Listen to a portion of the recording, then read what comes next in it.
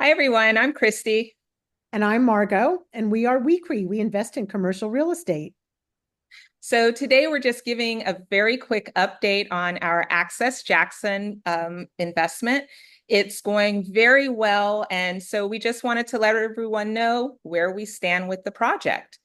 I'm going to start out first, but we're going to talk about just where we are with the improvements that we're doing, a quickie on our financials, and just kind of wrap it up. Our project involves two different parts. We have our climate control side and our non-climate control side.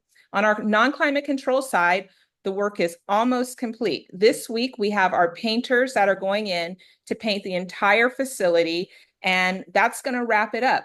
I'm actually going on site on Saturday while the painters will still be there so that I can make sure they've done exactly what they're supposed to do and everything looks great. And, before you write any big checks, you always have to be on site to check the work. So we're very excited that the non-climate control side is almost completed.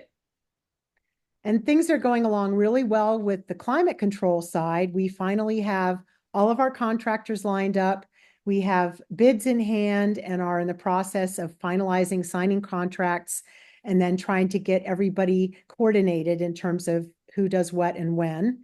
So that's going really well. We anticipate that everything but the steel building pieces will be done by the end of November.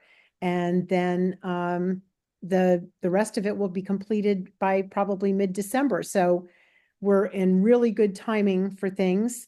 You know, you run into bumps in the road with any project, and we planned for bumps, and so far our plan has covered anything that has come up. We planned on 6 months to get all the work done, but we allowed for a full year in our underwriting, and we're going to come in well under that at probably 10 months or so. And with the budget, we expected and planned for a 10% contingency of going over our budget, and we are within that number. So we're very happy about that, that the bumps have been not so bumpy. It actually, everything is as expected or within the parameters that we set forth in our pro forma and our underwriting. And the financials overall are on track. So when you're talking about our occupancy and where we are, and you have your physical occupancy and your economic occupancy. Well, what's the difference? Physical occupancy is butts and seats, and economic occupancy is how much you're making from each of those butts that are in a seat.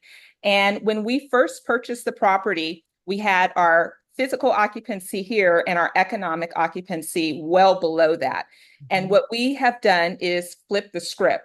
So now our physical occupancy is lower than our economic occupancy. And that means for every one unit that's currently rented, we're making more per unit. Whereas before that number was low because they were doing terrible on collections. They didn't have very much ancillary income. It was just a very different ball game. But we have completely financially turned the property around.